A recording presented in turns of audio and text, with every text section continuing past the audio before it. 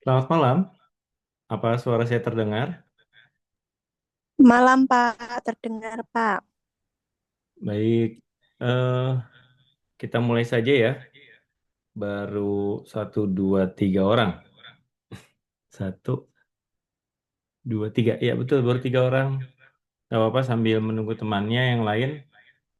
Saya mulai saja karena agak sedikit eh, panjang. Ya, agak sedikit panjang. Baik, Assalamualaikum warahmatullahi wabarakatuh. Waalaikumsalam warahmatullahi wabarakatuh. Baik, selamat malam. Malam, Bang. Malam, Pak. Ya, ada Fitria, Umi, dan Muhammad Fahril. Ya, baik. Terima kasih sebelumnya sudah eh, bisa menghadiri web ini karena ini adalah salah satu mata mata kuliah yang berpraktik ya. Jadi sekarang di UT itu ada mata kuliah biasa, mata kuliah praktek, yaitu metodologi penelitian dan karya ilmiah, dan beberapa yang berpraktik metodologi penelitian bisnis, eh, lalu ada manajemen, manajemen operasi bisnis. Baik, saya akan mulai saja. Yang pertama akan saya absensi, lalu nanti kita langsung masuk ke persediaan, lalu ada supply chain management, ada penjadwalan, peramalan perencanaan agregat, tanya jawab, dan diskusi tugas tiga. Baik, saya langsung saja. Untuk absensi, sebentar. Baik, untuk absensi, Rizka Aulia ya. Rizka Aulia hadir. Lalu Fitria, sebentar. Fitria, oke. Lalu ada Umi Lydia. Tadi ada Muhammad Fahri Al-Farizi. Oke, baik. Untuk sementara ini dulu.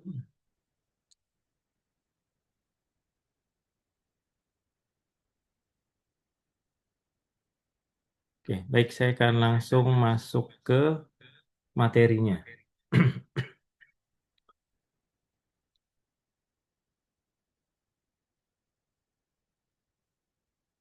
Baik, untuk persediaan. Ya, untuk persediaan di sini yang pertama ada pengendalian persediaan. Salah satunya adalah definisinya persediaan atau inventory merupakan barang yang disimpan oleh suatu organisasi untuk memenuhi permintaan yang dapat diantisipasi atau diperkirakan. Ini masuknya ada di raw material ataupun bahan mentah, lalu ada proses, masuk ke final product, lalu ada peralatan dan komponen-komponennya. Lalu untuk biaya pengelolaan persediaan ini relatif cukup besar ya. Contohnya adalah perusahaan manufaktur di Amerika. Nah, biaya untuk mengelola persediaan adalah 30% dari total nilai persediaan. Lalu yang terakhir, manajemen persediaan bertujuan untuk menentukan kuantitas dan waktu khususnya ya untuk melakukan pemesanan atau produksi. Lalu ada fungsi atau peran persediaan. Yang pertama, memenuhi variasi permintaan yang tidak terduga, yaitu tidak diketahui dengan pasti. Lalu yang kedua, memenuhi permintaan musiman atau siklus. Lalu memanfaatkan diskon atau potongan harga. Dan yang keempat adalah menghindari biaya yang lebih besar, yaitu biaya untuk mencari pengganti persediaan ketika terjadi kasus tidak adanya persediaan. Nah, ini biayanya lebih besar daripada biaya menyimpan persediaan. Nah, untuk biaya-biaya dan persediaan, yang pertama adalah biaya penyimpanan atau holding cost, ya, atau carrying cost. Nah, biaya untuk menyimpan atau membawa persediaan, contohnya adalah biaya penerangan, biaya pemasangan, pendinginan, keamanan, penyimpanan catatan, pajak, dan asuransi. Dan biaya penyimpanan biasanya dihitung dengan persentase nilai barang. Dan ini dinyatakan dalam satuan unit pada suatu periode tertentu. Nah, setelah biaya penyimpanan kita juga ada biaya pemesanan, ya. Biaya yang dikeluarkan untuk mengisi kembali persediaan yang disimpan. Nah, biaya pemesanan ini sifatnya fix, ya, fix dan variabel. Yang pertama adalah ada ordering cost, yaitu biaya pemesanan tidak tergantung pada jumlah unit yang dipesan. Lalu ada procurement cost, nah, contohnya adalah biaya pesan melalui telepon atau email, ya, surat atau fax. Lalu juga ada biaya transportasi atau biaya pengiriman, biaya yang apa namanya yang dikeluarkan untuk eh, membayar sejumlah pengiriman, ya, dan yang terakhir biaya inspeksi atau pemeriksaan. Nah, setelah itu ada biaya kekurangan atau shortage cost. Nah, biaya ini terjadi ketika persediaan tidak dapat memenuhi permintaan. Nah, akibatnya yang pertama adalah kehilangan laba penjualan. Terus ada laba dan yang paling parah adalah kehilangan pelanggan. Pelanggan sudah tidak trust lagi kepada perusahaan kita. Lalu juga ada penundaan proses, ya, atau produksi terkait permintaan yang bersifat internal. Dan yang terakhir, yang termasuk dalam biaya kekurangan adalah mengeluarkan biaya pemesanan khusus. Baik, untuk modelnya, ya, model Economic Order Quantity atau EOQ, ya. Yang pertama adalah pemesanan dalam jumlah tetap, ya, yang dilakukan ketika persediaan mencapai tingkat tertentu. Lalu ada tujuannya untuk menentukan ukuran pemesanan yang optimal untuk meminimumkan biaya, sorry, untuk meminimumkan biaya. Lalu yang selanjutnya, asuransi, asumsi. Asumsi dalam model EOQ, yang pertama adalah permintaan diketahui dengan pasti, yaitu relatif konstan sepanjang waktu. Lalu jarak waktunya itu di tiap pesanan adalah konstan. Nanti ada grafiknya, ya, nanti kita lihat grafiknya. Dan tidak diperbolehkan adanya kekurangan persediaan. Nah, ini contoh siklus, ya, siklus pemesanannya. Yes. Siklus pemesanannya tadi yang sudah dilihat secara konstan dari kualitas pemesanan, waktu antar pesanan itu semuanya relatif sama.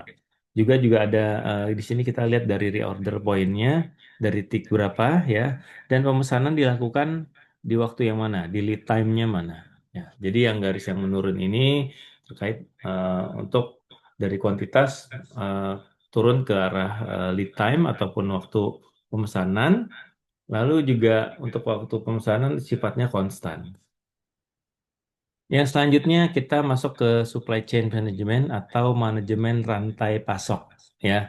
Jadi nanti ini yang sudah dibahas pada tugas 2 kemarin, ada supply chain management, bagaimana kalian bisa apa namanya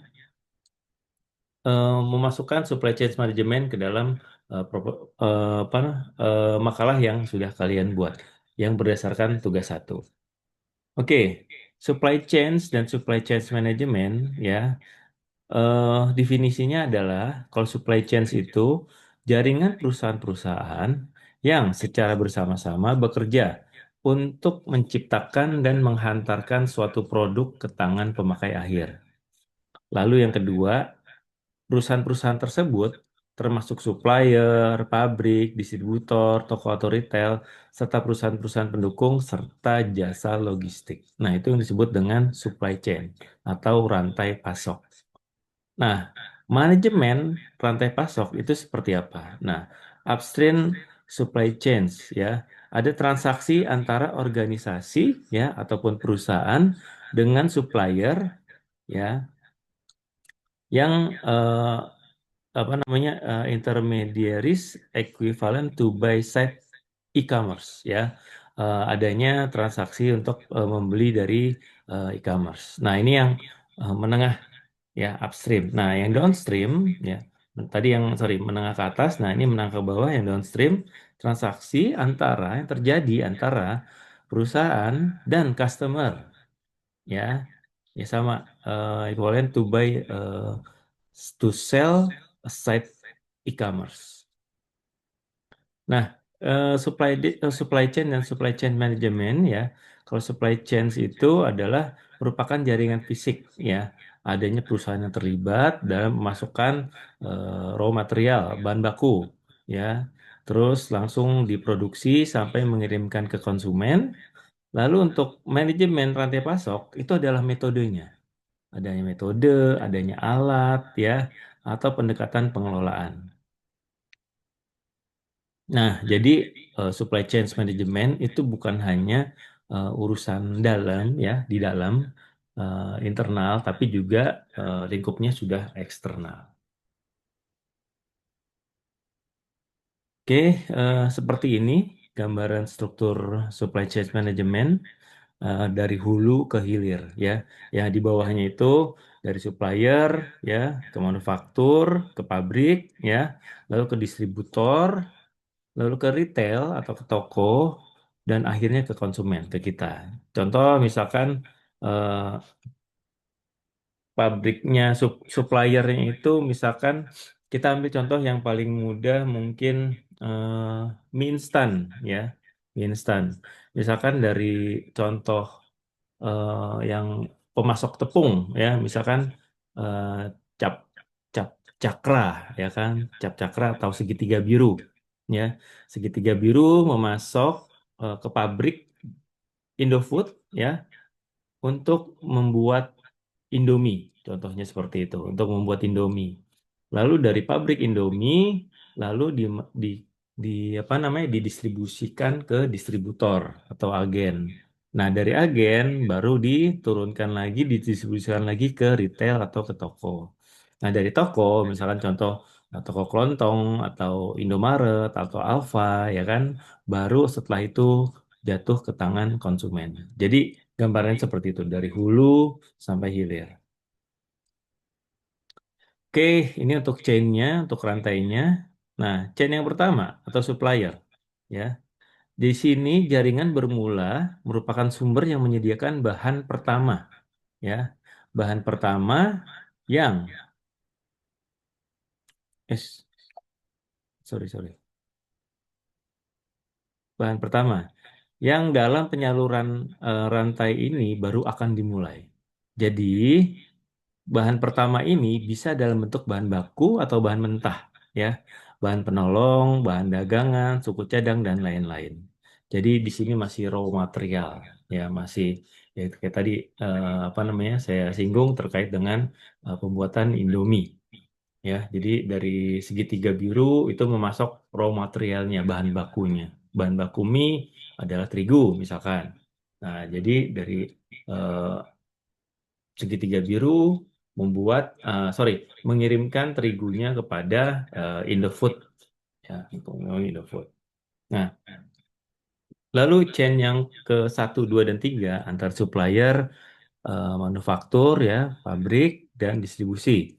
Nah, barang yang sudah jadi lalu dihasilkan oleh manufaktur atau pabrik dan sudah juga harus disalurkan kepada pelanggan. Nah, walaupun sudah tersedia banyak cara untuk menyalurkan kepada pelanggan, tapi sebagian besar ya untuk distributor biasanya ditempuh khususnya dengan rantai pasok.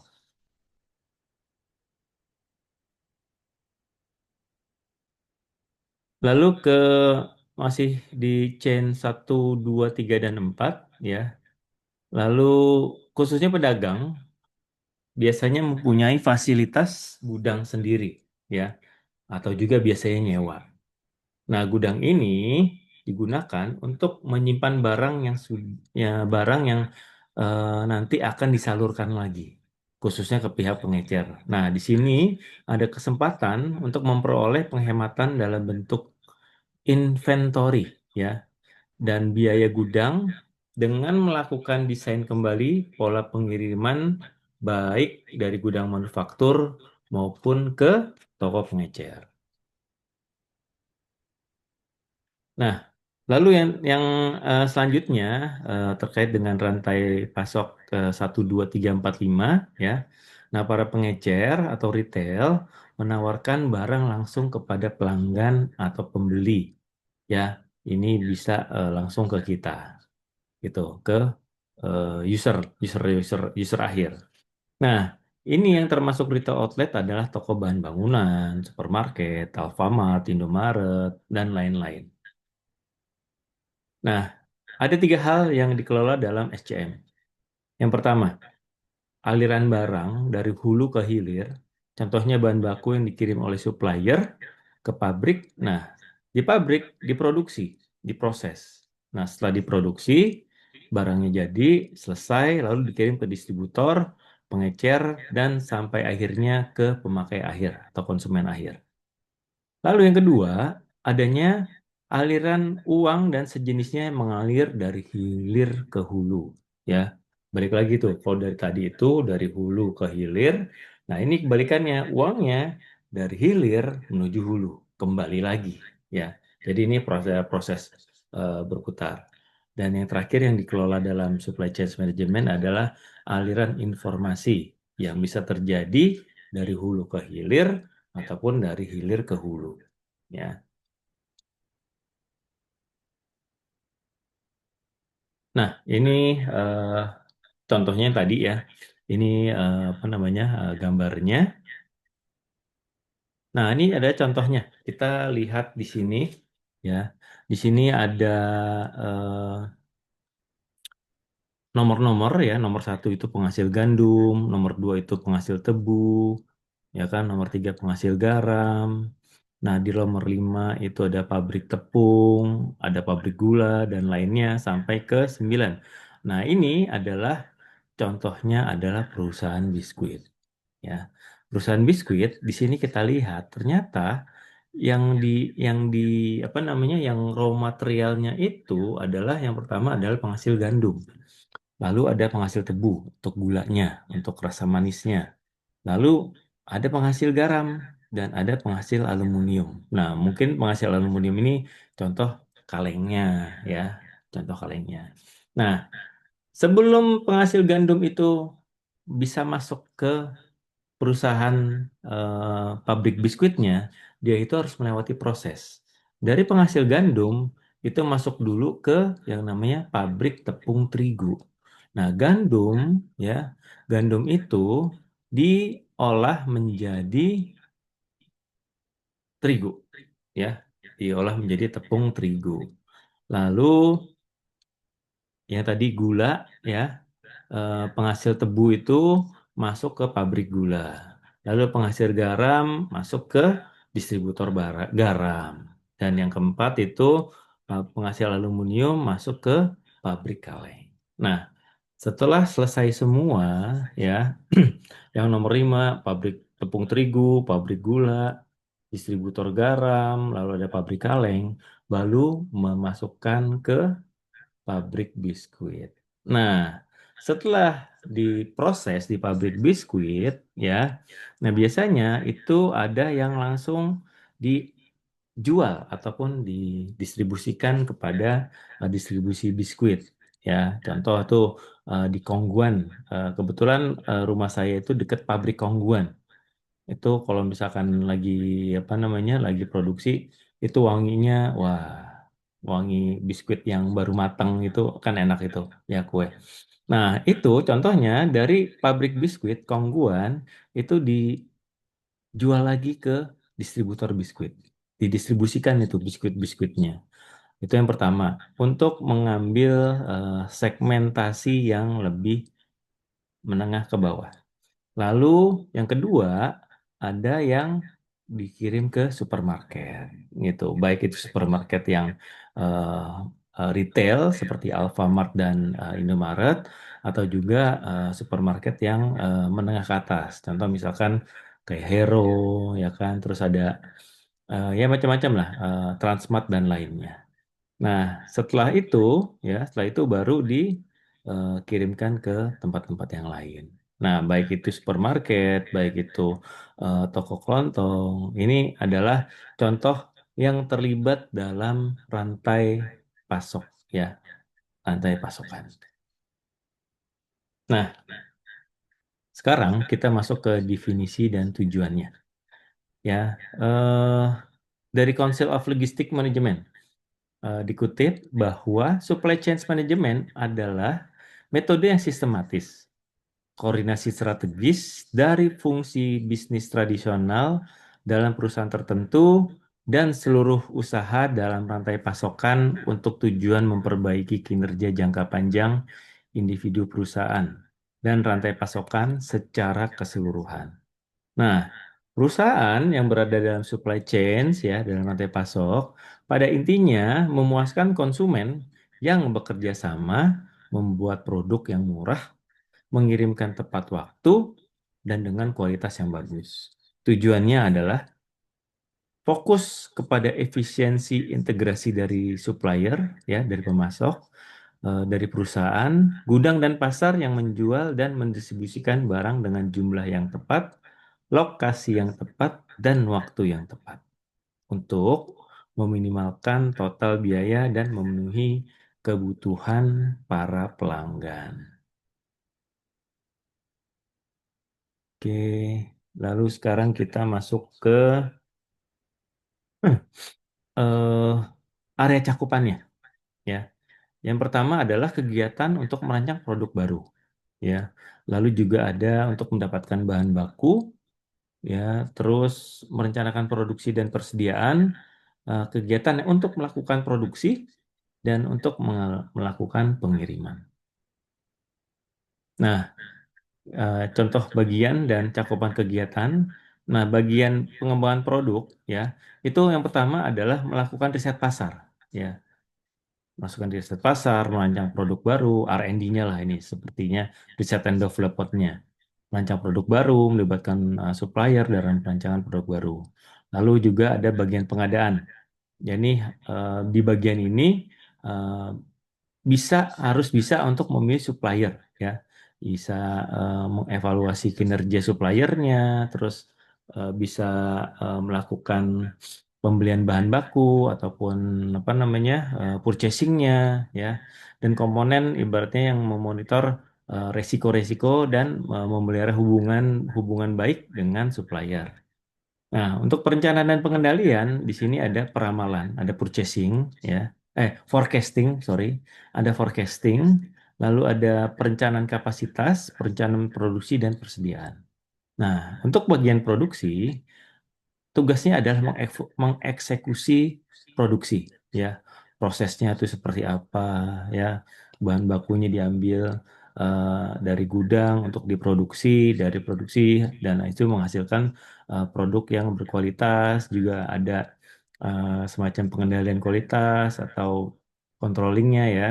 Harus ada controllingnya, quality quality apa namanya, quality-nya juga harus dijaga, dan yang terakhir adalah bagian distribusi, yaitu perencanaan jaringan distribusi, yaitu mengatur jadwalnya, terus mencari ataupun memelihara hubungan baik dengan perusahaan jasa pengiriman. Contohnya kalau misalnya di Alfamart itu ada logistik B-Log, ya, B-Log, JNE dan lainnya, ya, semacam itu.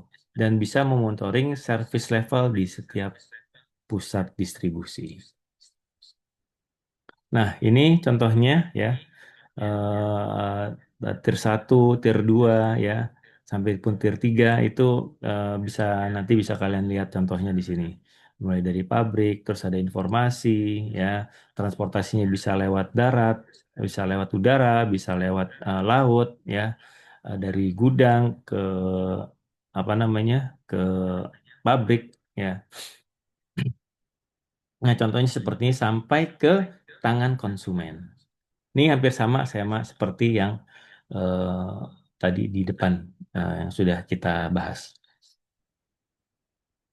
Nah, untuk flow-nya, ya, dalam rantai pasokan ada seperti ini, ada cash, ada produk dan service dan informasi.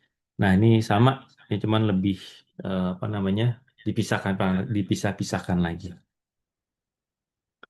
Nah, ini sama kayak tadi, ya, supply chain dalam biskuit kaleng sama persis kayak tadi, cuman ini ada penambahan distributor telur, lalu ada distributor mentega, yang lainnya sama semua. Nah, terkait pendekatannya, ini ada push system, ya, lalu ada pull system. Nah, push system bisa nanti kalian lihat hampir sama tadi, supplier, manufaktur, distribusi, retail, dan customer. Pull-nya baliknya lagi, dari feedback dari customer, retail, distribusi, manufaktur, dan supplier. Nah, ini balik nanti uangnya itu kembali lagi ke supplier. Nah, ini ada 6 strategi terkait dengan sumber rantai pasokan. Yang pertama adalah banyaknya pemasok, yaitu menjalin hubungan dengan supplier dan memilih supplier yang memenuhi spesifikasi. Lalu yang kedua, sedikit pemasok. Tapi perusahaan itu mempunyai hubungan jangka panjang dengan pemasok yang loyal, ya, dan menjaga komitmen dalam memberikan pasok, sehingga bisa menghasilkan produk. Lalu ada integrasi vertikal, ya, integrasi maju dan integrasi mundur. Lalu ada jaringan Keiretsu, ya. Di sini supplier bagian koalisi perusahaan melalui kepemilikan perusahaan pemasok maupun pemberi pinjaman perusahaan pemasok. Lalu juga ada perusahaan virtual. Nah, ini menjalin hubungan dengan berbagai supplier untuk memberikan servis pada permintaan. Nah, ini tantangannya. Yang pertama adalah kompleksitas struktur, ya, melibatkan internal dan eksternal.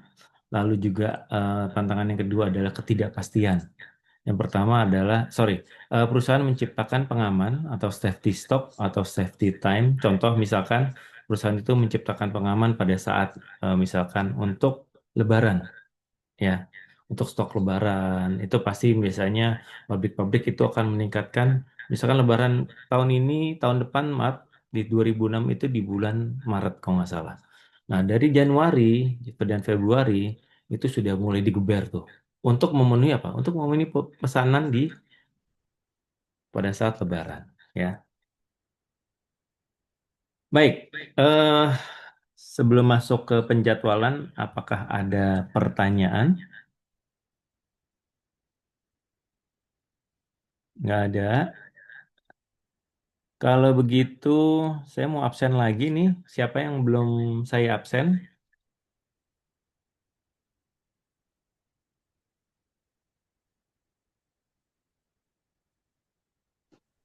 Boleh raise hand. Siapa yang belum Saya saya absen? belum ini. Saya, Pak. Saya, Pak. Saya, Pak. Sebentar, dari siapa? Metri dulu ya, Metri ya, sebentar ya. Iya. Metri. Lalu ada Enggar. Enggar, Saya. sebentar. Ya, Enggar Ayu. Citra Prasasti belum, Pak. Sebentar ya. Citra. Citra di slide di lembar berikutnya. Sebentar ya, Cit. Hmm, Iya, Pak. sebentar. Metri, Enggar, Yesi, Yesi, Yesi. Oke, Yesi ada ya. Ada, Pak. Yesi. Terus Anna Isnaini. Anna ada nggak Anna?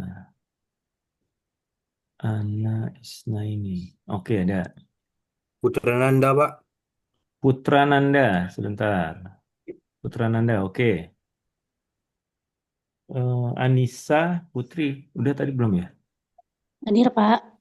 Sebentar. Anissa Putri, oke. Enggar Fitria udah. Metri Nanda Nanda Eva. Nanda Eva. Nanda Eva, oke. Kurotul Aini udah ya tadi ya? Hadir, Pak. Iya, Kurotul Aini, oke. Rizka Aulia, udah. Umi Lydia udah. Berarti tinggal Citra ya? Yang Iya, belum Pak. Citra aja.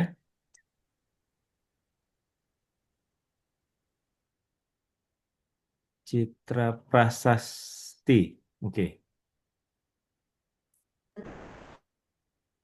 Oke, udah semua?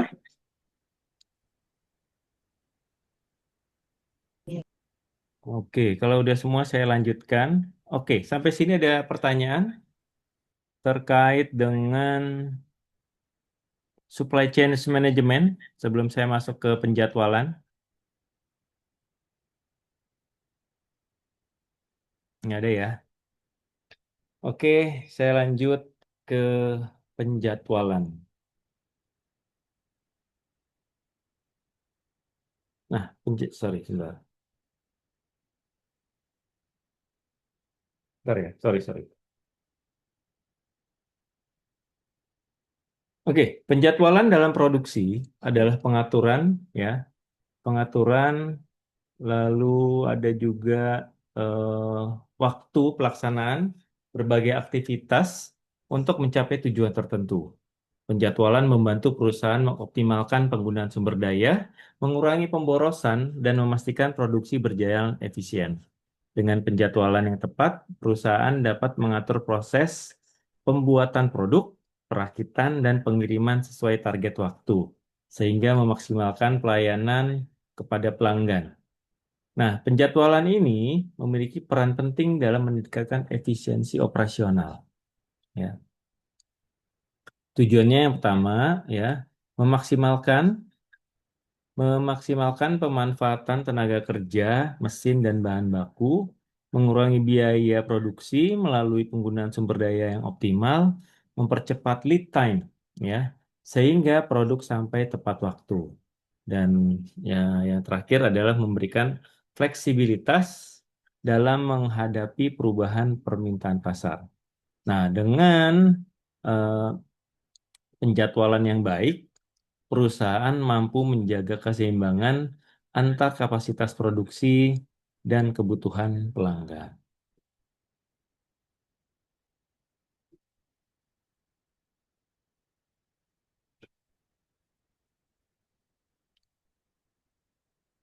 Nah, selanjutnya sistem penjadwalan dan pengendalian. Nah, sistem penjadwalan ini membutuhkan integrasi antara perencanaan dan pengendalian. Perencanaan menentukan apa, kapan, dan bagaimana produk diproduksi, dan sedangkan pengendalian memastikan realisasi sesuai dengan rencana. Dalam proses ini, manajer perlu menjawab beberapa pertanyaan penting. Contohnya, berapa jumlah produk yang dibuat dan kapan dikirim? Ya, biasanya itu akan ada selalu pertanyaan-pertanyaan seperti itu. Lalu, bagaimana untuk mengatur waktu penggunaan peralatan dan tenaga kerjanya? Dan terus siapa yang bertanggung jawab pada setiap aktivitas produksi? Mungkin supervisor atau tim leader atau siapa yang ditunjuk. Contoh misalkan ada manajer on duty. Biasanya itu ada manajer on duty untuk beberapa perusahaan besar ya. Dan bagaimana memastikan produk selesai dengan tepat waktu. Nah, perencanaan dan pengendalian efektif dapat meminimalkan keterlambatan dan bisa memaksimalkan produktivitas. Nah, di sini ada jenis-jenis sistem penjadwalan produksi. Yang pertama, make to stock atau MTS ya. Produksi untuk persediaan cocok bagi produk yang permintaannya stabil ya. Nah, ini cocok untuk sembako ya. Permintaannya relatif stabil sembako, minyak goreng ya kan. Karena memang banyak kebutuhan yang memang tidak bisa tergantikan ya. Terus ada make to order, produksi berdasarkan pesanan pelanggan. Contoh nih misalkan teman-teman melakukan pemesanan kaos ya, kaos ataupun ada starter kit ya. Jadi berdasarkan pesanan pelanggan. Oh ya kaosnya itu ukurannya yang L itu 50, yang M itu misalkan 20. Contoh untuk misalkan kaos untuk outbound seperti itu ya. Jadi produksi berdasarkan permintaan ataupun berdasarkan pesanan pelanggan. Nah, lalu yang selanjutnya terkait dengan jenis sistem jadwalan produksi, engineer to order ya. Produk dirancang dan dibuat sesuai dengan spesifikasi khusus pelanggan. Ya, contoh misalkan ada beberapa mobil ya yang memang itu di row ataupun di baris kedua itu diciptakan untuk eh, yang mempunyai disabilitas ya. Contoh ada Alphard. Alphard itu ada yang di row keduanya, di baris keduanya itu ya kursinya itu bisa turun otomatis. Tuh. Terus juga teman-teman kalau misalkan ngelihat apa namanya taksi dulu ada ya, taksi itu dulu ada yang seperti itu yang khusus untuk disabilitas. Dan yang terakhir yang setahu saya ada misalkan Toyota Sienta. Toyota Sienta yang terakhir produksi itu juga untuk khususnya para orang-orang yang ada disabilitas. Ya. Nah, seperti itu. Itu dirancang dan dibuat untuk spesifikasi khusus pelanggan. Nah, ini juga ada assemble to order, ya, produk yang dirakit dari komponen yang sudah tersedia. Produk yang dirakit dari komponen yang sudah tersedia. Oke, lalu ada configure to order. Nah, pelanggan dapat memilih konfigurasi produk sesuai dengan kebutuhan. Nah, saya ambil contoh otomotif lagi. Kalau misalkan kalian tahu mobil Rolls-Royce, ya, itu ada salah satu Raffi Ahmad yang punya Rolls-Royce Phantom, ya. Itu mulai dari jok, warna kulit, warna jok dan lainnya, apa namanya, tingkat dentuman suara dan lain-lain, itu semuanya customer yang milih. Itu salah satunya Rolls-Royce. Mobil, beberapa mobil kayak contohnya Ferrari, eh, Lamborghini, sama seperti itu. McLaren dan lainnya itu sama. Jadi pelanggan itu mempunyai eh, apa namanya, eh, dapat memilih sesuai dengan pesanannya, sesuai dengan keinginannya. Kayak misalkan eh, apa namanya, pengusaha misalkan Setiawan Jodi ya kan membeli mobil Lamborghini untuk istrinya. Mau dicat pink bisa sesuai dengan keinginan ataupun kebutuhan dari pelanggan. Dan yang terakhir ada lean manufacturing ya. Fokus pada efisiensi, pengurangan waktu tunggu dan minimalisasi pemborosan. Nah, lean manufacturing ini kita sudah bahas di web sebelumnya yang contohnya adalah Toyota ya. Jadi lean manufacturing ataupun pabrik perampingan ya, perampingan khususnya di pabrik ini sudah berfokus kepada efisiensi.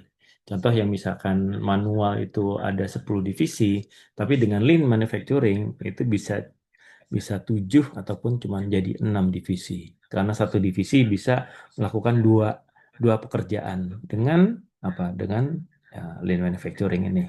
Ya, dengan entah itu arm robotik ataupun apa namanya ban yang berjalan dan lainnya. Itu semuanya bisa diefisiensikan. Oke, yang selanjutnya adalah terkait dengan metode penjadwalan. Ya, di sini metode penjadwalan dibagi menjadi 3 pendekatan utama. Yang pertama adalah berbasis waktu, yang kedua ada berbasis kapasitas, dan berbasis permintaan pelanggan. Yang berbasis waktu yaitu untuk menentukan jadwal tetap dan prioritas pekerjaan. Ya. Lalu yang kedua berdasarkan kapasitas, yaitu dengan mengatur produksi berdasarkan ketersediaan mesin, tenaga kerja, dan bahan. Ya, jadi apabila misalkan bahannya itu apa namanya, bahannya itu nggak ada, ya mungkin stop dulu mesinnya. Tapi untuk di beberapa produsen, khususnya mesin apa namanya produsen ban, ya, produsen ban itu contohnya di Dunlop, Dunlop di punya pabrik di Karawang kalau nggak salah, Karawang apa Cikarang gitu ya. Nah, itu mesinnya itu nggak boleh berhenti. Jadi stok bahan bakunya itu harus tetap ada, ya. Karena kalau pada saat mesin itu bisa berhenti, ya, mesin itu bisa berhenti, maka untuk menyalakannya kembali itu butuh biaya yang lumayan besar. Nah, lalu yang ketiga adalah berdasarkan permintaan pelanggan, yaitu menyesuaikan jadwal pada pesanan aktual pelanggan. Nah, pendekatan metode penjadwalan ini ya, ini bisa membantu perusahaan untuk menentukan urutan produksi, meminimalkan penundaan dan meningkatkan kepuasan pelanggan. Lalu di sini ada kriteria efektivitas penjadwalan. Yang pertama adalah lead time ataupun kecepatan untuk menyelesaikan pemesanan. agar produk tepat waktu. Nah, juga ada biaya produksi. Ini menekan biaya tanpa mengurangi kualitas. Lalu ada pemanfaatan sumber daya, khususnya bisa menurunkan efisiensi penggunaan mesin, bahan, dan tenaga kerja. Lalu ada kualitas produk, ya. Ini menjamin produksi harus sesuai dengan SOP ataupun standar yang sudah ditentukan oleh perusahaan. Lalu yang terakhir ada responsif pasar, yaitu mampu untuk menyesuaikan jadwal saat terjadi perubahan permintaan. Penjadwalan yang baik menciptakan arah keseimbangan antara efisiensi progres dan kepuasan pelanggan. Oke, kita sekarang masuk ke just in time. Nah, ini adalah salah satu metode juga ya. Ini banyak digunakan di Jepang, Indonesia, Amerika, Korea. Ya, jadi untuk khususnya untuk negara perusahaan-perusahaan Jepang sangat apa namanya mendewakan yang namanya disiplin, khususnya dalam waktu. Oke, definisinya adalah suatu sistem produksi yang dirancang untuk mendapatkan kualitas, menekan biaya, dan mencapai waktu penyerahan yang harus seefisien mungkin dengan menghapus seluruh jenis pemborosan. Nah, menghapus semua jenis pemborosan. Contoh, tidak adanya kesalahan dalam produksi. Itu adalah satu keborosan, ya. Tidak adanya kesalahan. Jadi pada saat produksi itu udah nggak boleh salah lagi tuh, ya kan? Barang masuk 10, ya, barang baku masuk 10, keluar juga harus 10, gitu. Nah, yang terdapat dalam proses produksi sehingga perusahaan mampu menyerahkan produknya, baik barang ataupun jasa, sesuai kehendak konsumen dengan tepat waktu. Ini definisinya just in time. Jadi suatu kemitraan just in time timbul ketika pemasok dan pembeli kerjasama dengan komunikasi yang terbuka dan sasaran untuk mengurangi sampah dan biaya. Nah, berikut beberapa saran dari kemitraan just in time. Yang pertama adalah menghilangkan aktivitas yang tidak perlu, ya. Lalu menghilangkan perlunya penyimpanan persediaan di pabrik, menghilangkan persediaan dalam transit dengan mendorong para pemasok dan calon pemasok untuk memilih lokasi dekat penjual, serta melakukan pengiriman dalam jumlah kecil tapi sering, ya. Lalu juga ada meningkatkan kualitas dan keandalan melalui komunikasi, kerjasama, dan komitmen jangka panjang. Nah, ini jadi sasaran dari kemitraan just in time adalah yang pertama adalah aktivitas yang tidak perlu. Mungkin teman-teman juga banyak yang sudah tahu juga ya. Jadi apa namanya kayak di Amerika, di eBay ataupun Amazon, untuk itu kan salah satu e-commerce ya. Mungkin di sini itu Tokopedia, Shopee dan lainnya. Nah, kalau misalkan ada pelanggan dekat lokasi gudangnya mereka, mereka itu sudah melakukan pengantaran dengan menggunakan drone, ya, dengan menggunakan drone. Jadi hal-hal yang seperti itu, ya, yang mengurangi ongkos kurir atau apapun, ya, itu bisa ditekan biayanya dan itu bisa menjadi lebih cepat dibanding dengan harus apa namanya nunggu kurir dulu datang, setelah itu baru dikirim, ya kan nanti lewat proses lagi. Nah, kalau di Amerika di sana di Amazon itu sudah berdasarkan dengan lokasi-lokasi gudangnya. Jadi misalkan eh, gudangnya di daerah eh, contoh di Ragunan, ya kan. Nah, pelanggannya pelanggannya itu ada di daerah contoh di Jagakarsa. Nah, Ragunan ke Jagakarsa itu nggak panjang, itu paling cuma sekitar 3 kiloan. Nah, itu bisa menggunakan drone gitu. Jadi bisa sudah diaplikasikan di Amerika sana. Oke, yang selanjutnya, nah teknik-teknik dalam just in time, yang pertama adalah pemasok, lalu ada tata ruang, lalu persediaan, penentuan jadwal, dan kualitas produksi. Nah, di sini kita bahas mungkin satu persatu ya, terkait dengan yang pertama adalah pemasok ya.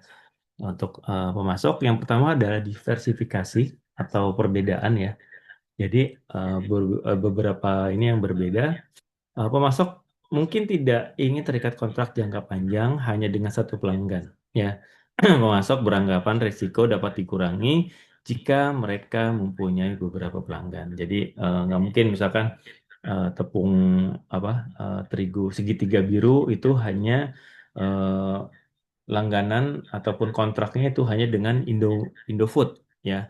Nah, dia juga ingin ya punya kontrak juga dengan kita, misalkan contohnya mie sehat, mie sedap, ataupun dengan apa namanya beberapa pabrik-pabrik lainnya. Nggak cuma mie, tapi bisa mungkin kue kayak misalkan apa Jeko, Mako ya, Mako, Jeko dan sebagainya, ataupun Holland. Jadi setiap masuk pada saat mungkin di apa namanya di Indofood lagi turun, yang lain mungkin bisa naik. Nah, seperti itu. Jadi diversifikasi pelanggan ya di sini sangat penting, khususnya yang menjadi perhatian para pemasok.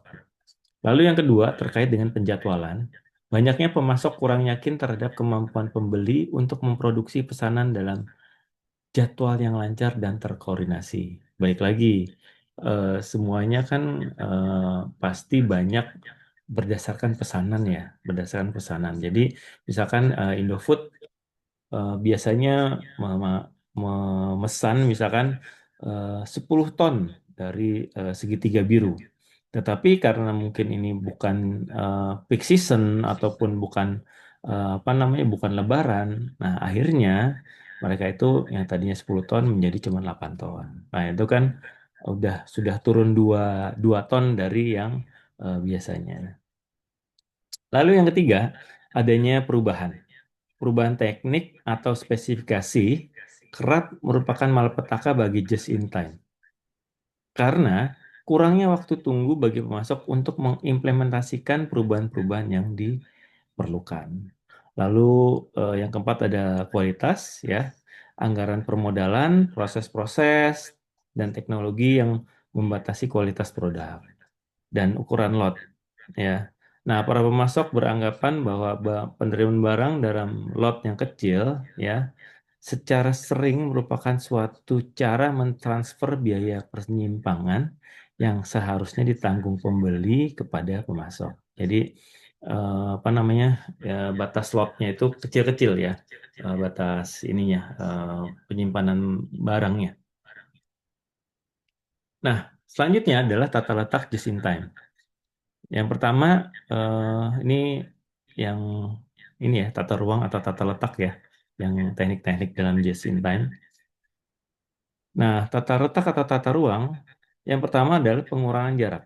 Perusahaan-perusahaan menggunakan sel kerja yang biasanya disusun dalam bentuk U atau U-shape yang mengandung beberapa mesin untuk melakukan operasi-operasi yang berbeda.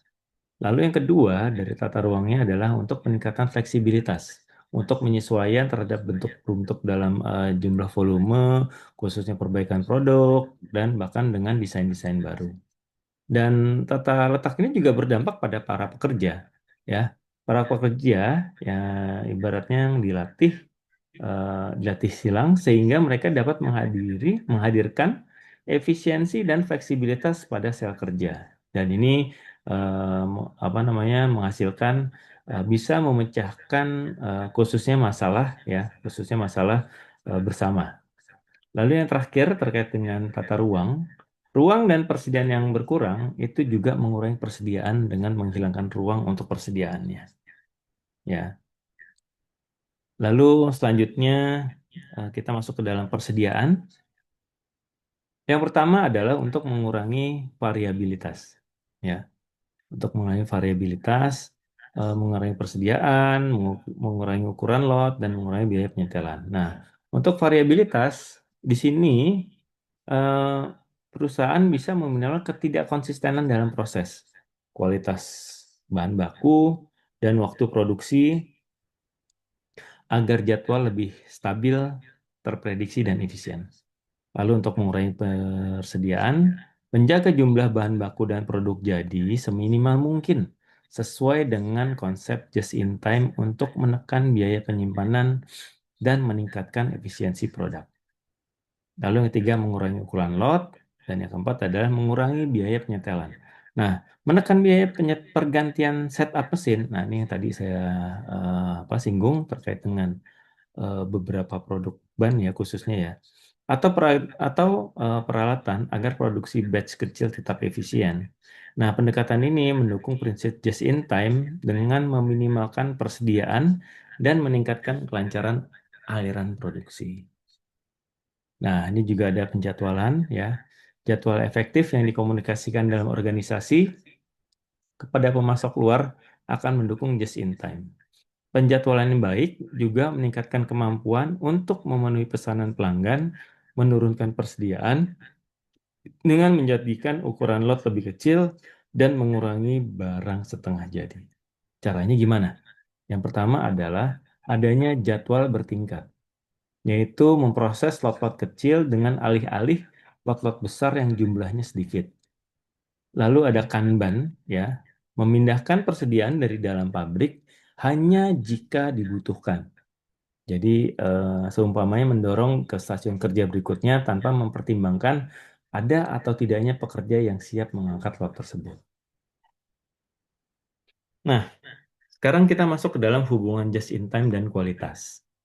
Nah, just in time memotong biaya produksi, lalu just in time juga meningkatkan kualitas dan kualitas tinggi mengurangi kebutuhan persediaan. Kita mulai bahas yang pertama, just in time memotong biaya produksi. Sistem just in time membantu perusahaan menekan biaya dengan mengurangi persediaan berlebih, ya. Just in time membantu perusahaan menekan biaya dengan mengurangi persediaan yang berlebih dan meningkatkan efisiensi proses. Produksi dilakukan sesuai dengan kebutuhan sehingga pemborosan itu juga dapat diminimalkan. Lalu yang kedua, meningkatkan kualitas, ya. Nah, dengan just in time, proses produksi menjadi lebih terkontrol dan fokus pada hasil terbaik. Kualitas produk meningkat karena aliran kerja stabil, bahan baku segar, dan permasalahan produksi lebih cepat terdeteksi. Nah, yang terakhir, kualitas tinggi mengurangi kebutuhan persediaan. Produk dengan kualitas yang lebih baik memerlukan lebih sedikit buffer stock atau persediaan penyangga, ya. Nah, hal ini membuat sistem just in time semakin mudah diterapkan karena alur produksi berjalan lancar tanpa penundaan akibat kerusakan atau cacat produk.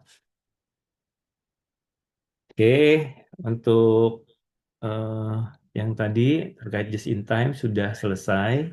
Sekarang kita masuk ke dalam lean atau ramping. Nah, ini impian para ibu-ibu, para wanita ya khususnya bagaimana bisa menjadi eh, yang ramping-ramping. Oke, terkait dengan perampingan, operasi lamping atau lean operation berarti mengenali nilai pelanggan dengan menganalisis semua aktivitas yang diperlukan untuk menghasilkan sebuah produk, lalu bisa mengoptimalkan keseluruhan prosesnya berdasarkan cara pandang pelanggan. Manajer menemukan hal-hal yang bisa memberikan nilai pelanggan dan yang tidak. Operasi ramping cenderung berbagi beberapa hal-hal berikut. Yang pertama, menggunakan teknik just in time untuk meniadakan hampir semua persediaan. Ya, jadi semuanya sudah terkontrol tuh. Jadi misalkan udah di hari Selasa, ya persediaan itu sudah habis. Lalu sebelum Selasa, di Seninnya persediaan yang sama, barang yang sama itu datang. Jadi nanti pada saat Selasanya itu habis barang yang lama, lalu datang lagi barang yang baru.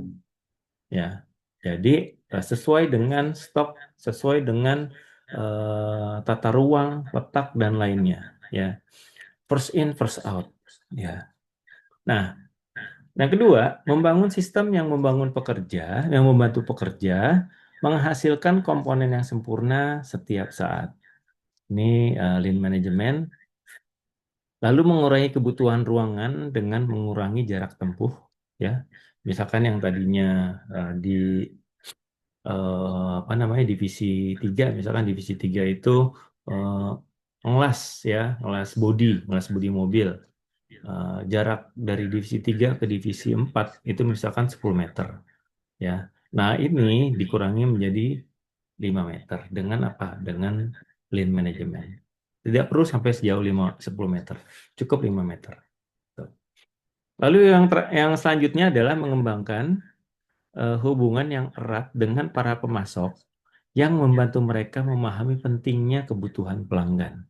Dan yang terakhir adalah mendidik para pemasok untuk menerima tanggung jawab dalam meluaskan kebutuhan pelanggan.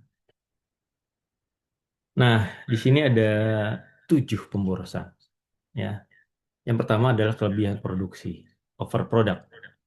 Persediaan dalam bentuk apapun biasanya akan menjadi sampah apabila kelebihan. Lalu yang kedua, antrian. Waktu nganggur, penyimpanan, dan menunggu adalah limbah. Kalau misalkan teman-teman lihat ya, di pelabuhan itu banyak sekali mobil listrik yang terparkir di sana. Ya, nggak cuma di Indonesia, nggak cuma di Indonesia, di hampir seluruh dunia. Karena saat ini ini adalah perang antara mobil listrik dengan mobil hybrid. Mobil listriknya itu dari Cina, mobil hybridnya itu dari Jepang dan Eropa. Nah, tinggal yang mana nih? Kira-kira yang nanti akan menjadi pemenang, ya. Jadi nanti apabila misalkan Cina menang dengan mobil listriknya, ya nanti mereka itu akan berjaya. Nah, apabila dengan eh, Jepang dengan mobil hybridnya, Jepang dan Eropa dengan mobil hybridnya, ya itu yang nanti akan menjadi eh, lead di beberapa tahun ke depan. Tapi ya bukan mobil hybrid ataupun mobil listrik. Kemungkinan yang menjadi mobil masa depan adalah mobil dengan bahan bakar hidrogen. Itu prediksi saya, tapi ya wallahu alam ya, tapi ya kemungkinan besar itu akan terjadi. Lalu transportasi, memindahkan bahan antar pabrik atau pusat kerja dan memegang kendali lebih dari satu adalah limbah. Oke. Lalu pemborosan persediaan, bahan mentah yang tidak dibutuhkan dan menjadi barang jadi yang tidak memberikan nilai tambah. Oke, juga ada pemborosan di pergerakan, yaitu gerakan dari pelanggan atau dari orang yang tidak menambahkan nilai adalah limbah. Lalu ada proses juga yang berlebihan. Ya, tadi produksi, kalau ini proses. Kerja pada produk yang tidak memberikan added value atau nilai tambah. Dan yang terakhir dalam pemborosan adalah produk cacat. Barang dikembalikan dan klaim garansi. Nah, ini adalah salah satu 7 pemborosan yang ada di dalam manajemen operasi bisnis. Oke, nah di sini ada prinsip utama dari lean manufacturing, ada 5 pilar ya. Menurut Womack dan Jones tahun 96 ya dikutip, lean manufacturing memiliki 5 prinsip. Yang pertama adalah identifikasi nilai, yaitu bisa memahami apa yang benar-benar diinginkan oleh pelanggan dan memfokuskan proses produksi hanya pada aktivitas penciptaan nilai. Ya, itu dari identifikasi nilai. Lalu juga ada pemetaan aliran nilai, menganalisis seluruh proses produksi ya untuk menemukan dan menghilangkan kira-kira aktivitas-aktivitas mana nih yang tidak memberi added value ya, tidak perlu memberi nilai tambah. Contoh misalkan dalam uh, proses pembuatan Indomie goreng, ya kan, Indomie goreng. Nah, untuk menganalisis di sini pemetaan aliran nilai, oh ya ternyata Indomie goreng itu ternyata tidak perlu bawang gorengnya, gitu. Jadi bawang gorengnya itu bisa diganti dengan sosis, sayuran ataupun apa. Nah, itu bisa menjadi sebuah ini lagi. Nah, yang bawang goreng yang itu tidak perlu bawang goreng, nah bawang goreng tinggal dibuang. Lalu menciptakan aliran atau create flow. mengatur proses produksi dan barang agar informasi mengalir lancar tanpa hambatan, penundaan, dan penumpukan. Lalu, pilar yang keempat adalah sistem tarikan atau pull system. Nah, produksi dilakukan berdasarkan permintaan pelanggan, bukan perkiraan, ya, bukan perkiraan. Jadi permintaan pelanggan, sehingga persediaan berlebih dapat dihindari. Lalu yang terakhir, pilar kelima, ya, atau prinsip utama yang kelima adalah perbaikan yang berkelanjutan, continuous improvement. Nah, ini sama nih, Kaizen ya, sama dari Jepang juga, just in time dari Jepang, Kaizen juga dari Jepang, yaitu mengupayakan perbaikan proses secara terus-menerus untuk meningkatkan kualitas, produktivitas, dan efisiensi. Oke, kita masuk ke dalam forecasting ya, perencanaan agregat. Ya, kita bicara dulu peramalannya. Nah, untuk forecastingnya, forecasting adalah suatu teknik analisa perhitungan yang dilakukan dengan pendekatan kualitatif maupun kuantitatif untuk memperkirakan kejadian di masa depan dengan menggunakan referensi data-data di masa lalu. Nah, untuk goals-nya, untuk tujuannya adalah untuk mengkaji kebijakan perusahaan yang berlaku saat ini dan di masa lalu, serta melihat sejauh mana pengaruhnya di masa depan. Ya. Lalu yang kedua, tujuannya adalah peramalan ini diperlukan karena adanya time lag ataupun delay, ya, keterlambatan antara suatu kebijakan perusahaan yang ditetapkan dengan saat implementasi. Contoh, misalkan perusahaan baju muslim, ya, baju muslim. Nah, itu sudah melihat tuh, ya, sudah bisa memprediksi, oh iya, ternyata, ya kan, di bulan April tahun lalu bertepatan dengan Lebaran, produksi kita itu cuma 20.000 piece. Sedangkan yang dibutuhkan oleh pelanggan adalah berapa? Misalkan 30.000 piece. Nah, berarti kita buat tuh 30.000 piece sesuai dengan forecasting ataupun data tahun kemarin gitu. Nah, biasanya nanti akan ditambahkan berapa persennya. Jadi mungkin 33.000 ataupun 36.000, itu tergantung dari diperkirakannya. Nah, misalkan juga, oh iya ternyata di bulan Juli, ya kan, di bulan Juli kita sudah membuat 20.000. Ternyata hanya laku 15.000. Nah, jadi di bulan Juli di tahun ini, berdasarkan data tahun kemarin, kita hanya membuat misalkan 16.000 gitu. Jadi sudah diramalkan, ya, sudah ada berdasarkan dengan data-data di tahun sebelumnya. Nah, ini ada tipe-tipenya, ada base time horizon dan base operational planning. Terus jadi juga ada quantity, ya, kuantitatif, ada time series. Terus juga di sini ada teknik-teknik peramalan. Yang pertama ada peramalan untuk data stasioner, terus juga ada data trend. Nah, data yang tadi kita melihat, yang tadi saya jelaskan adalah terkait dengan data trend. Terus peramalan untuk musiman, contoh juga sama kayak tadi, musiman, musim Lebaran, ya. Terus juga ada peramalan untuk data siklis. Nah, untuk data stasioner ya digunakan apabila datanya stabil, lingkungan yang berpengaruh relatif tetap, butuh model yang sederhana karena keterbatasan data, dan mempermudah dalam penjelasan dan pelaksanaan. Adanya asumsi tertentu sehingga data menjadi lebih stabil. Nah, untuk data tren ya ditandai dengan adanya kecenderungan awal bergerak naik atau turun, gitu. Yang kayak tadi itu, ya. Terus khususnya dalam jangka panjang.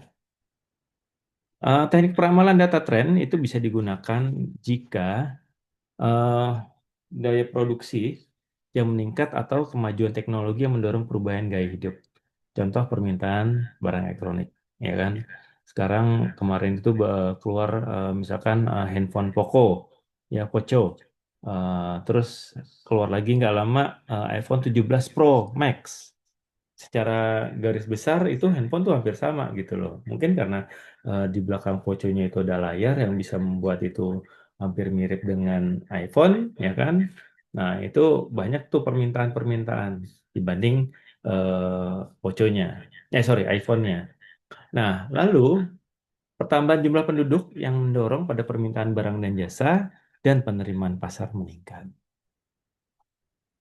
Nah, ini untuk data musiman. Yang pertama adalah musim mempengaruhi variabel minat. Nah, ini juga kalender tahunan. Ada hari libur, hari besar, itu juga mempengaruhi variabel minat. Dan yang untuk data siklis, efek siklis didefinisikan sebelumnya sebagai fluktuasi yang bergelombang di sekitar tren. Ya, pola siklis sulit untuk dimodelkan karena mereka secara tipikal itu tidak stabil. Nah, tekniknya itu digunakan jika putaran bisnis mempengaruhi variabel minat dan adanya pergantian selera, mode, dan lain-lain, dan adanya pergantian siklus produk. Ya, adanya pergantian siklus produk. Nah, untuk data siklis, misalkan contohnya apabila pada saat eh, tahun 2000 berapa ya? Pada saat itu iPod sudah dihilangkan karena fungsi iPod itu sudah ada di iPhone ataupun di iPad. Jadi iPod dianggap sudah tidak relevan dengan zaman ya. Karena itu juga mempengaruhi variabel minat. Masyarakat ataupun konsumen lebih minat kepada iPhone dibanding dengan iPod.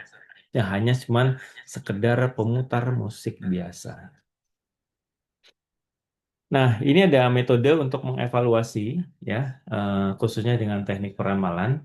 Yang pertama adalah mean absolute deviation, lalu yang kedua ada mean square error, ya, lalu ada mean absolute percentage error dan the mean percentage error. Nah, fungsinya untuk ukuran ketepatan peramalan yang pertama adalah membandingkan ketepatan atau dua jenis teknik yang berbeda. Lalu yang kedua, sebagai alat ukur, apakah teknik yang diambil itu dapat dipercaya atau tidak. Lalu membantu mencari sebuah teknik yang optimal. Nah, sumber-sumber dari kesalahan peramalan adalah metode peramalan mungkin nggak cukup, ya. Kalau misalkan tadi di sini kita bisa lihat khususnya untuk teknik peramalan data musiman, di sini ada bawahnya teknik yang bisa digunakan adalah winter exponential smoothing ataupun multiple regression, ya. Nah, ini nggak semua perusahaan itu cocok dengan winter exponential smoothing ataupun multiple. Ada juga mungkin karena ini berkaitan dengan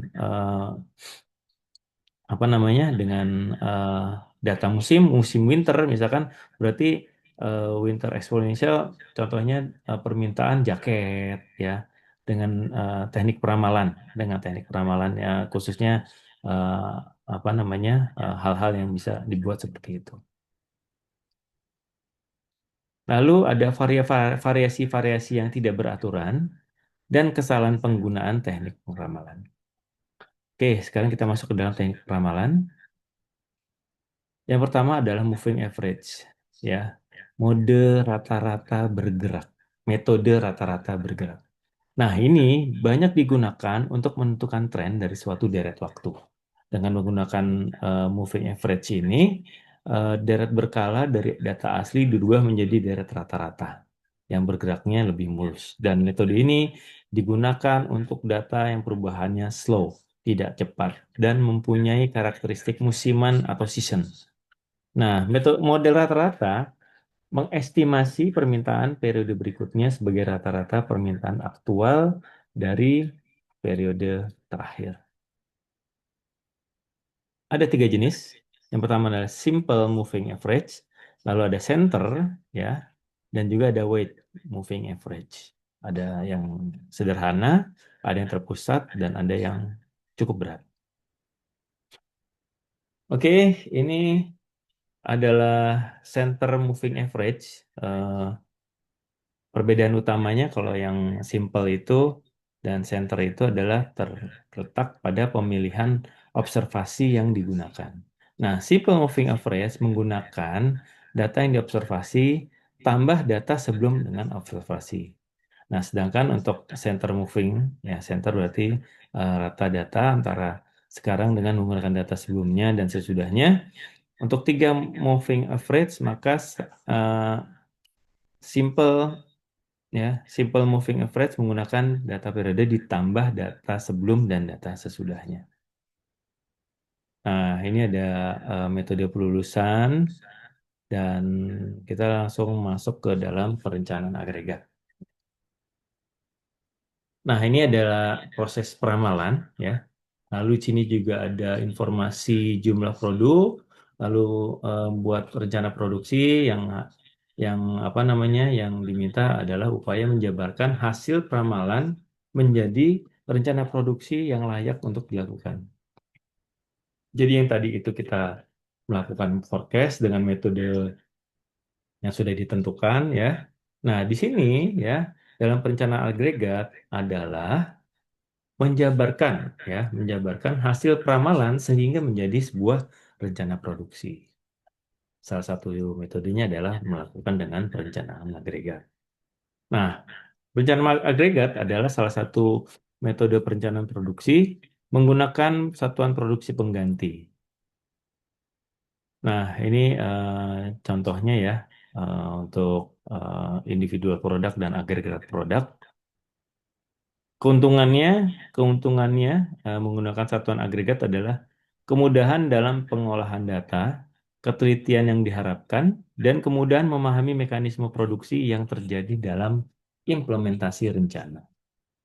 Nah, strategi produksinya adalah eh, kenapa masalahnya menjadi permintaan tidak rutin dan tidak pasti. Nah, di sini perusahaan harus mempunyai strategi berproduksi agar permintaan dapat diantisipasi. Nah, secara garis besar terdapat beberapa strategi murni yaitu melakukan pengaturan setiap atas jumlah tenaga kerja yang diperlukan. Lalu di situ kita bisa sebagai perusahaan ya bisa merekrut ataupun memberhentikan. Lalu mengatur kecepatan produksinya agar jumlah produksinya itu tidak tetap dan tenaga kerja tetap dan kecepatan produksi tetap dan itu menjadi sebuah inventory.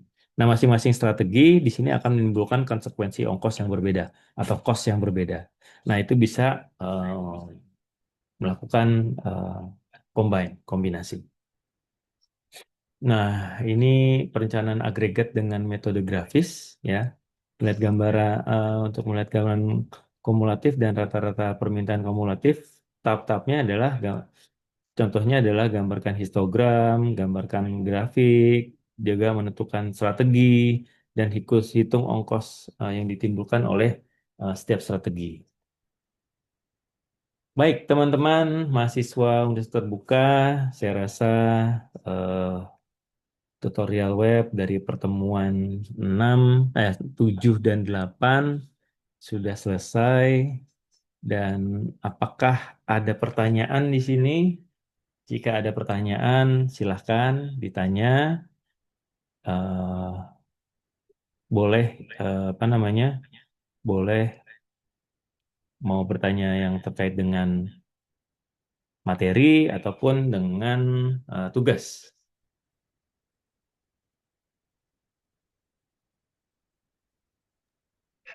Pak, tugas 3 itu lanjutan dari tugas sebelumnya ya, Pak? Iya, kelanjutannya Mas. Jadi 1, 2, 3 ini berhubungan semua. Kasih, Pak. Ada lagi mungkin?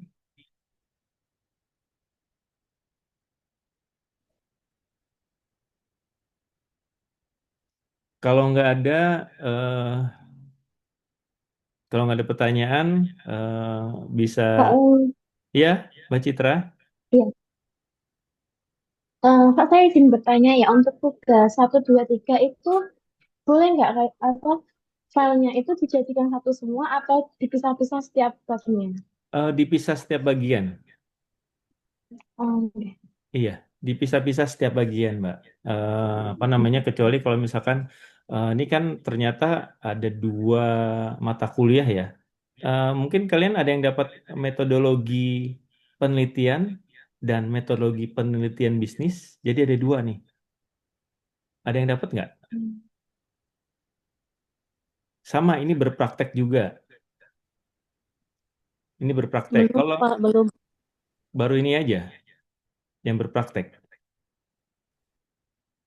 Enggak sih Pak, kalau saya itu kebetulan dapatnya manajemen pemasaran sama manajemen strategi itu lumayan sekalian sih.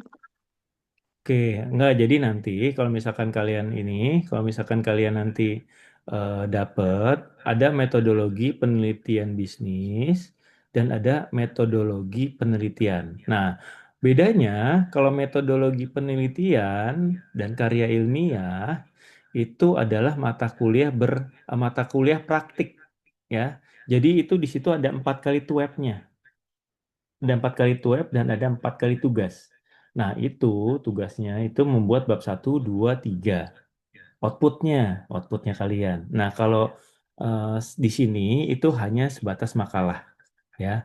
Kalian buat strateginya, ya, perencanaannya seperti apa, gitu. Nah, tapi kalau nanti kalian dapat lagi metodologi penelitian bisnis, itu sama seperti ini. Itu mata kuliah berpraktek, bukan mata kuliah praktek. Nah, untuk mata kuliah praktek itu hanya apa namanya, tiga web dan 3 tugas. Ya. Nah, untuk saya itu hanya menginfokan untuk kedepannya seperti itu.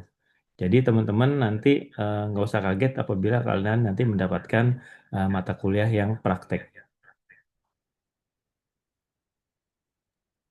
Oke, ada lagi? Pak, Ya. saya Mm-mm. ini mohon maaf ya Pak, kalau misalkan tes formatif di sesi 1 sampai sesi akhir saya nggak kerjakan karena dari UT-nya itu di webnya memang nggak keluar Pak gitu. Saya coba tanya ke teman-teman satu kota sama saya juga ada beberapa yang seperti itu. Jadi kalau misalkan di e-learningnya itu saya tidak mengerjakan tes formatif, saya mohon maaf ya Pak ya. Gini, karena kalau untuk kami sebagai tutor hanya untuk memberikan inputan terkait dengan diskusi, tugas 1 dan tutorial web. Jadi kalau untuk itunya masih apa namanya, kebetulan bukan tugas kami sebagai tutor. Nah, karena ini adalah mata kuliah, ya, mata kuliah baru, ya, bukan mata kuliah baru, maksudnya dengan kurikulum baru. Karena sekarang ini kita sudah bukan di kurikulum Merdeka lagi. Kampus Merdeka, Merdeka Belajar sudah kita tidak memakai kurikulum Merdeka, tapi sekarang kita memakai kurikulum OB, Outcome Based Education. Jadi segala sesuatunya itu harus berbasis luaran. Nah, tugas 1, 2, dan 3 itu adalah berbasis luaran teman-teman, gitu. Nah, jadi untuk yang apa namanya, yang di sesi 1 ya, pertanyaan ya tadi ya, Mbak Enggar. Biasanya kan di sesi 1 kan ada tes formatif gitu kan buat kita Ya, belajar juga gitu betul. Pak. Jadi ya, saya nggak muncul saya kan ambil 3 mata kuliah itu nggak muncul semua Pak gitu. Masalahnya nggak satu mata kuliah aja, tiga-tiganya itu nggak muncul semua.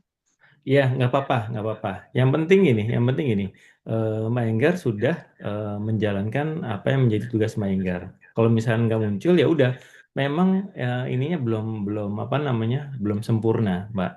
Ya termasuk apa namanya, di sini untuk apa, survei apa namanya, tutornya juga belum ada kan ya, kalau nggak salah. Penilaian penilaian tutornya juga belum ada kan? Sepertinya ya Pak. Iya, Belum kalau yang saya. mata kuliah berpraktek kayaknya belum ada. Dari UT-nya juga dari UT-nya juga apa namanya, juga memahami seperti itu. Wah, sistemnya belum belum belum full, Mbak. Karena ini adalah semester pertama di mana mata kuliah apa namanya, pergantian dari kurikulum Kampus Merdeka menjadi kurikulum OB. Jadi nggak apa-apa, nggak masalah kok. Gitu. Terima kasih informasinya Pak. Iya, sama-sama. Mungkin ada lagi teman-teman.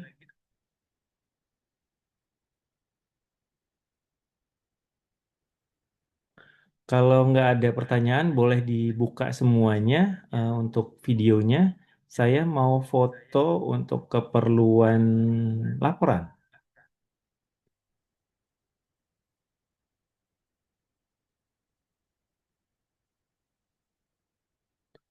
Oke. Mbak Umi, Mbak Yesi, Mas Putra, Mas Nanda, boleh? Tolong dibuka. Sebentar ya. Oke, lihat sini, lihat lihat di kameranya masing-masing. 1, 2, 3. Sekali lagi. Senyumnya, oke. 1, 2, 3. Oke, baik. Eh, Kalau tidak ada pertanyaan, nanti silahkan kalian lanjutkan untuk tugasnya, ya. Untuk tugasnya dan diskusinya. Kalau misalkan nanti ada yang belum saya nilai, ya, ataupun belum saya komentarin, khususnya diskusi, silahkan email ke saya dengan eh, menunjukkan, menuliskan nama, NPM, kelas, ya, kelas, terus diskusi atau tugas berapa yang belum saya nilai. Oke, jadi nanti silahkan, takutnya saya terlewat atau gimana ya, tapi nanti akan saya cek keseluruhannya. Eh, kalau gitu saya tutup untuk tutorial web ketiga pada malam hari ini. Dan ini juga merupakan yang terakhir ya di tutorial web ini.